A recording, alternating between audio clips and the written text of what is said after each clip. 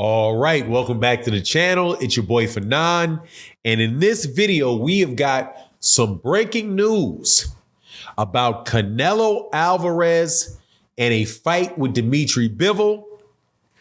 And fair warning, if you are a Canelo Alvarez fan, you are not gonna like this video. Let's talk about that in this video.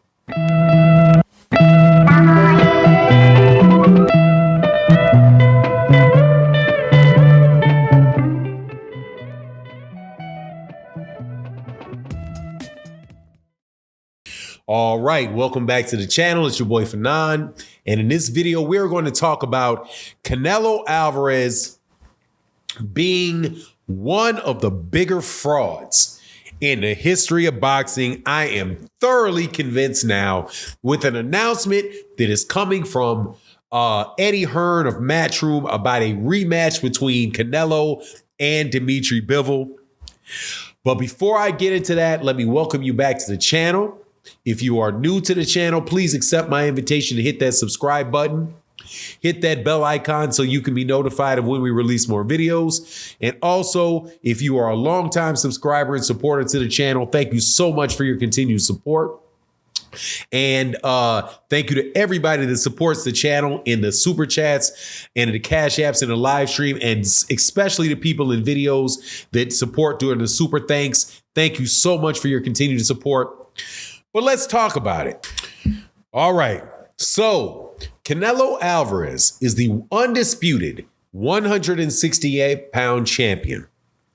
He became that when he beat Caleb Plant for Caleb Plant's, I do believe it was his IBF title, which was the last one to consolidate the 168-pound division. Thereafter, Canelo Alvarez moved up to, as he said, make history, despite the fact that he already gone up to 175 to win a belt previously against Sergey Kovalev. But, you know, he made history and he wanted to make history. But the problem is that he ran into something along the way, which is a guy named Dmitry Bivol, who was the 168-pound WBA super champion. And he lost. And not only did he lose, he lost a one-sided fight. One where the scorecards were comfortably in favor of Dmitry Bivol. However, they were still, it was still nowhere near as wide as the fight should have been. If I recall correctly, I think I gave Canelo Alvarez, cleanly 3 or 4 rounds out of the 12 rounds. Let's say 4. Now, after that, you would have thought that Canelo Alvarez would go right into a rematch with Dmitry Bivol, but he does not. Instead of that, he goes down to fight an aged Gennady Golovkin to defend his undisputed titles at 168, where Gennady Golovkin moves up in weight, fights in that weight class for the first time, but is much closer to 40 than he is to 30. And he was over the hill several years ago. But even in that scenario, the fight was better than a lot of people thought, even though Canelo Alvarez wins it widely.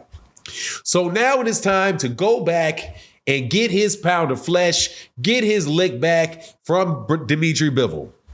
So what is he going to do with Dmitry Bivol? He is going to fight him at 168 pounds.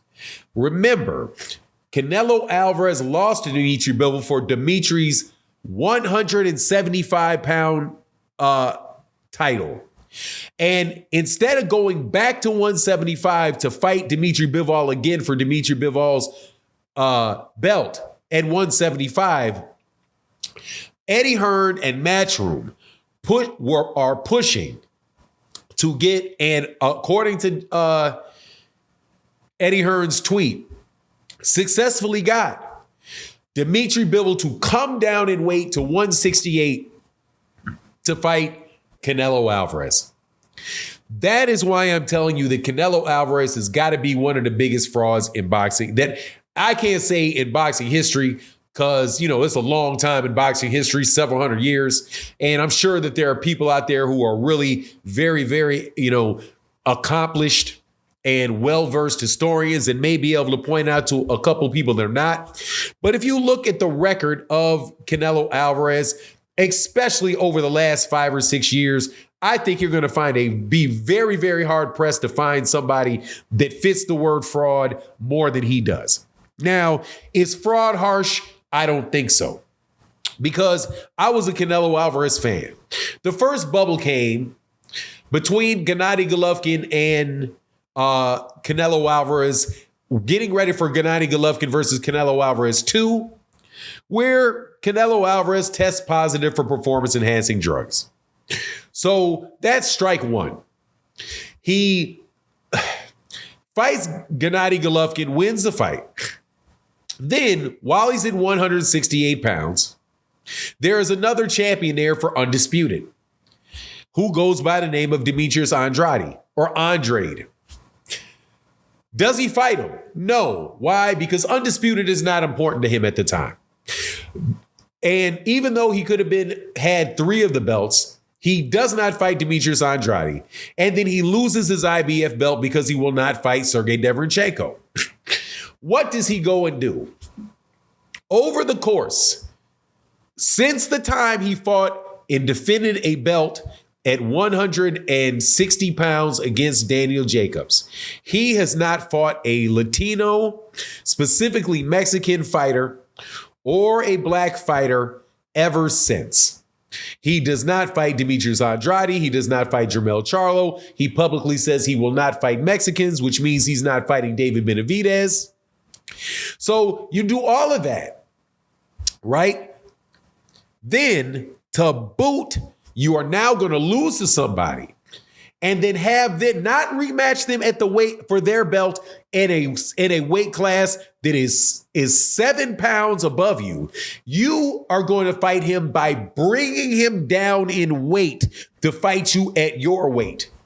What benefit is there for that at all? For Dmitry Bivol, he's already a champion at 175 pounds.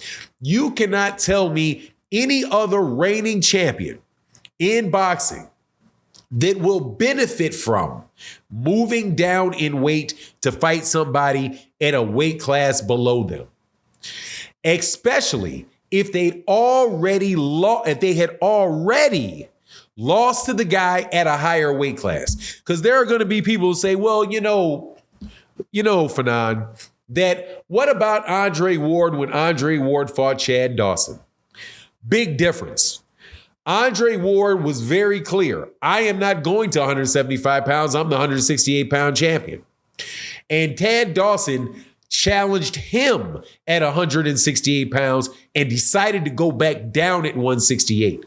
This is not like Andre Ward went to fight Chad Dawson at 175 pounds, lost, and then said, well, I got to get my rematch. You got to come down here to fight me at 168. Bypass the rematch after Andre Ward loses and then drain him down to 168 pounds to fight him. Because what do you suspect that that's going to do?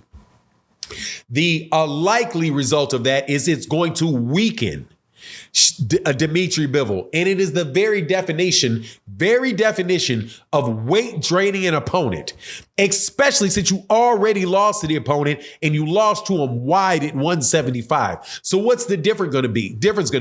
Other than maybe his stamina and his strength and his punch and his ability to take a punch may decrease because you're having him fight 7 pounds lighter than he ever fought before. And I'm sure, though, that there's going to be a bunch of people that don't see anything wrong with it. It's just Canelo making history. You guys are dude, Eddie Hearn is amazing. This dude is seriously, literally trying to bring Conor Benn back off of a positive drug test to start fighting again, like nothing happened. Literally let Dillian White, after he popped dirty, get in the ring and fight Oscar Rivas, also with gloves that had not been approved.